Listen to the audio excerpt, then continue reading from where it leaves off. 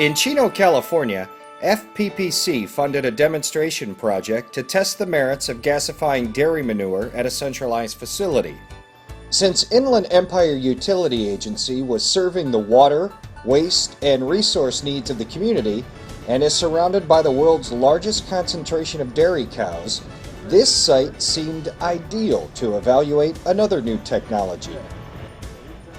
Inland Empire had the infrastructure in place to collect dairy slurry from multiple farms, and is one of the few municipal utilities in the nation to collect and process a large quantity of animal waste, up to 600 tons a day. The biogas from the digesters is utilized to satisfy some of the company's need for electricity.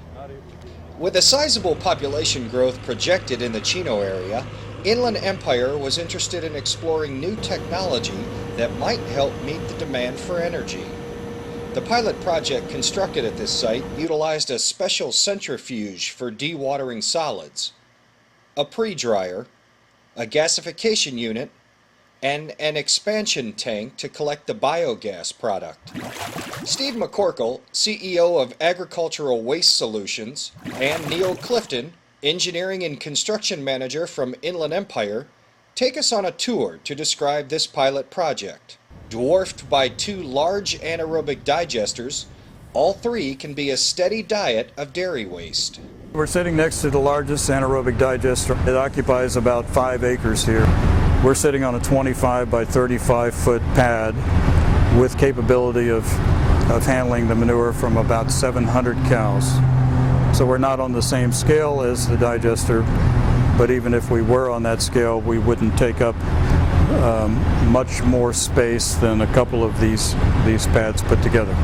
We're testing and validating here the concept of decentralized nutrient reduction on the farms, centralized energy production off the farm. So the concept is that we have a centrifuge device on the farm sized for the daily flush volume of that farm. We remove the liquids from the solids at the farm, leave the liquids on the farm, which are mostly nutrient-free at that point, to use as irrigation water that's safe for new regulations and permitting.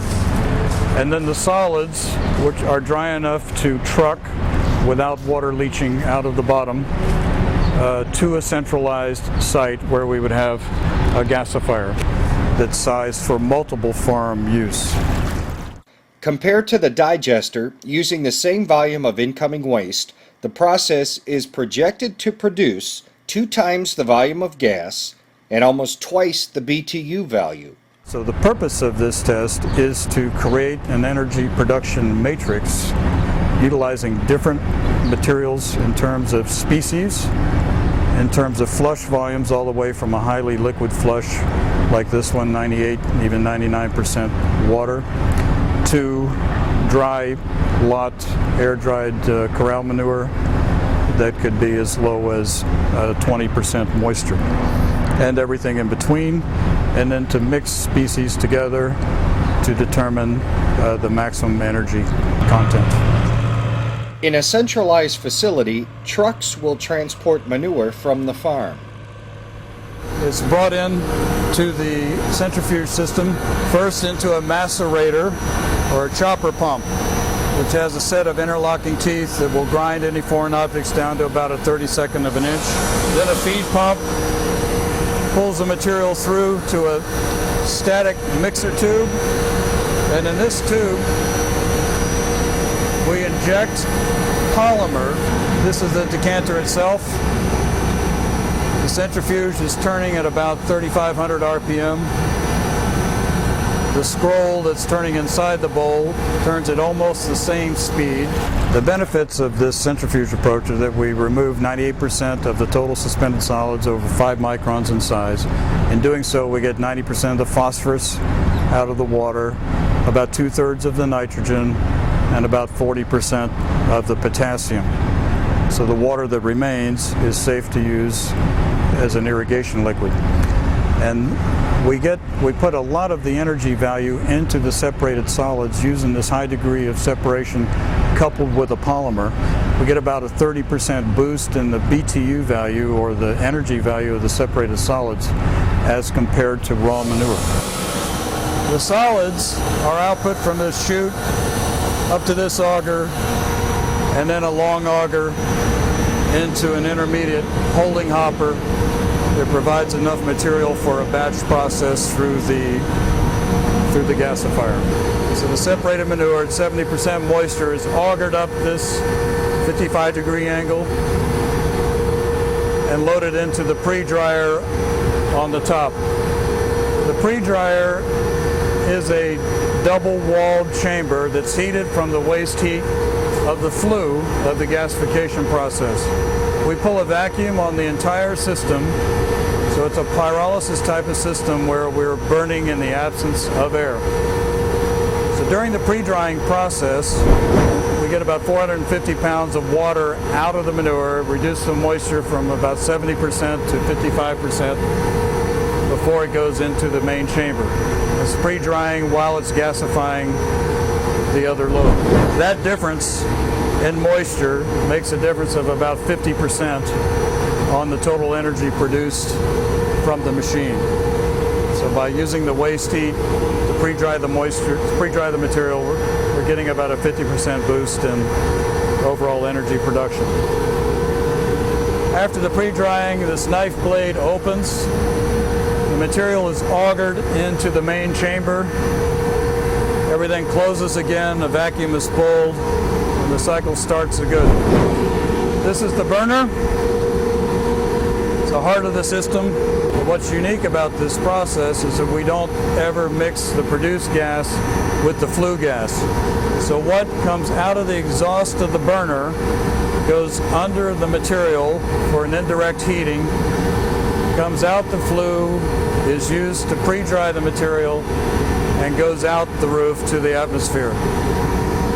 So what goes into the atmosphere is basically the exhaust of the burner gas. The gas is produced through here. This is a screen, and this tube here is catching the gas that is produced during the pre-drying.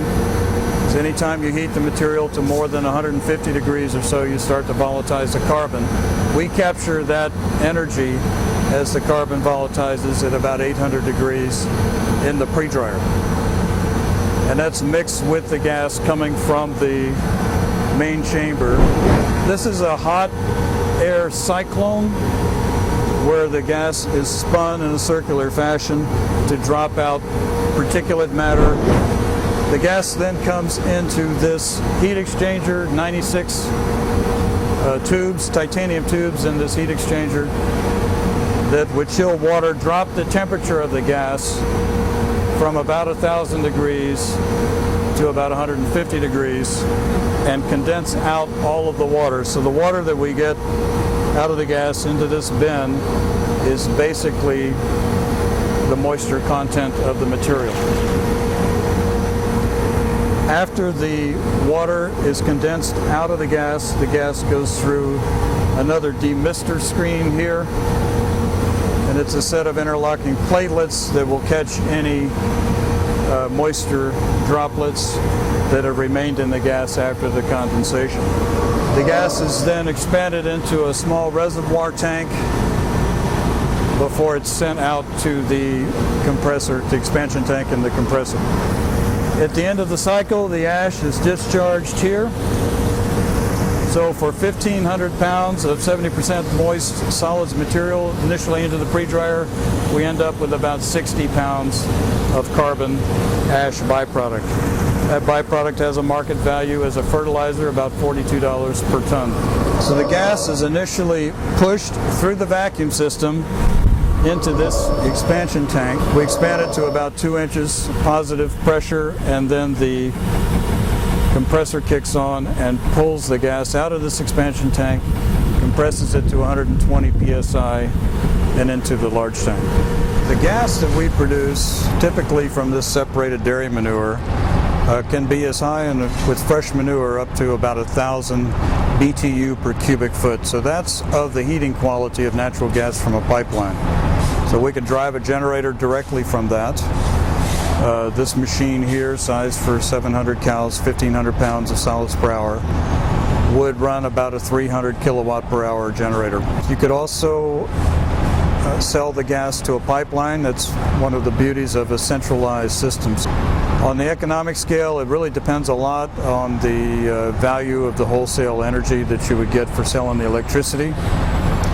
$6 per decatherm gas would equate economically to about 8 cents per kilowatt electricity. Evaluating alternative systems is important to Inland Empire. The gasification process is very intriguing in that it's a competition to the actual digesters, where the digesters are very heavy infrastructure. It requires a lot of tanks, pumps, heating, and it's a very expensive process. We use a lot of the gas itself for the heating process, and at that point we don't. They're not as efficient as we like to see. If we can get a gasification process that actually would be much higher production in gas, which it appears it does have that capability, smaller footprint, smaller infrastructure, it's a better technology and most likely one that we want to look at for future work. Different end products are being tested. The best and highest value use of the energy would be to convert the gas to a liquid fuel and biodiesel. We've got a prototype system running where we convert this gas to biodiesel, and the economics of that are much better at selling the diesel for $2.35 per gallon wholesale price. That equates to about 18 cents per kilowatt on the electrical generation side. Funding from FPPC was very helpful. It allowed us to run this operation for the last year and to test this large variety of flush systems to non-flush and dry systems, as well as being able to mix species of waste to determine the energy content. It was extremely helpful in validating this concept of decentralized nutrient reduction on the farm, centralized energy production.